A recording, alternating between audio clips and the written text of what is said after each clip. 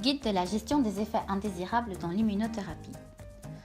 L'objectif de ce support est de rendre plus accessible le suivi de votre traitement au moyen d'une plus grande participation à la gestion des effets indésirables.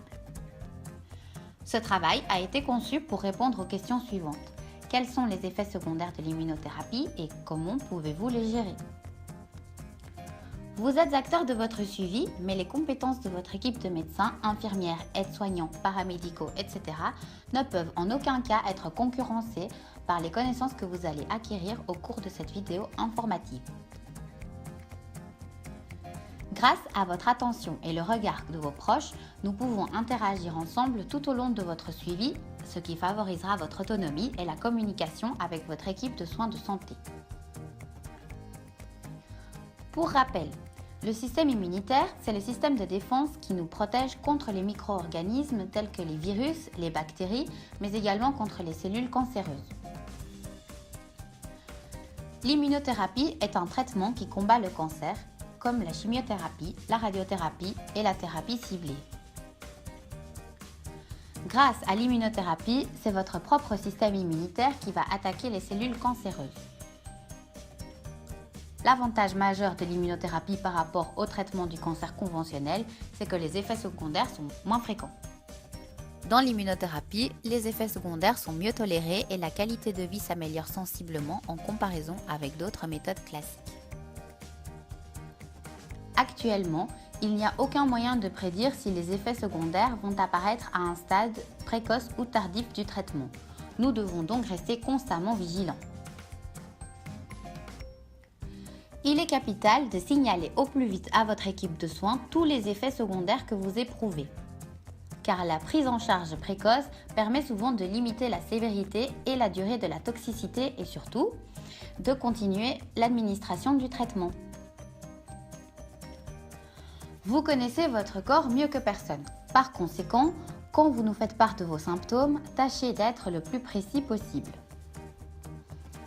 Quelque chose qui pourrait paraître assez bénin au début, par exemple une diarrhée, peut prendre plus d'ampleur si vous ne réagissez pas rapidement. Nous passons maintenant aux détails des signes cliniques les plus susceptibles de se manifester au cours du traitement et de la démarche à suivre le cas échéant.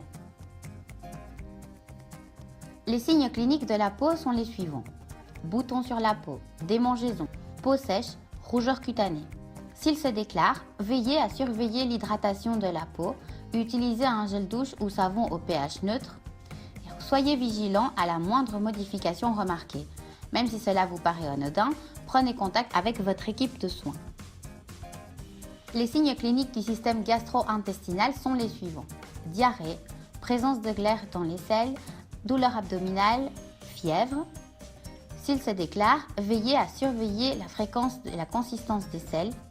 Signalez si une douleur abdominale se manifeste, contrôlez votre température, contactez votre équipe de soins.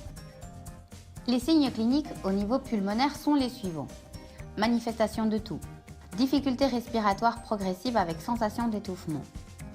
S'il se déclare, veillez à signaler le type de toux et surveillez les expectorations. Régulez la respiration en modifiant votre position corporelle. Prenez contact avec votre équipe de soins. Les signes cliniques du système endocrinien sont les suivants. Fatigue, perte ou augmentation de poids, nausées, vomissements, soif, gain d'appétit, augmentation de la quantité d'urine. S'il se déclare, veillez à observer et communiquer tout changement se manifestant par une respiration ample, un changement d'odeur d'haleine, une déshydratation. Si vous constatez que vous ne vous sentez pas comme d'habitude, contactez-nous. Gardez à l'esprit que cette liste est non exhaustive. Elle a été établie selon une logique de fréquence. En effet, les symptômes cités ci-dessus sont les plus rencontrés dans le cadre de l'immunothérapie. Cependant, il n'est pas improbable que vous en développiez d'autres. Encore une fois, tenez votre équipe de soins au courant du moindre changement survenu. Maintenant, vous et votre entourage serez capables d'identifier et de surveiller les signes et symptômes ainsi que les interventions d'aide à retenir pour chaque système d'organes potentiellement affecté au cours du traitement. Bien que de nombreux patients n'aiment pas se plaindre ou aient peur de déranger leur équipe d'oncologie, il est impératif que vous et votre entourage surveilliez de très près tout changement quel qu'il soit. L'alliance soignant-patient s'établit dans une relation de respect mutuel et dans le partage d'un but commun. Marcher ensemble vers l'accomplissement de nos objectifs est le moyen pour arriver à la réussite de notre partenariat.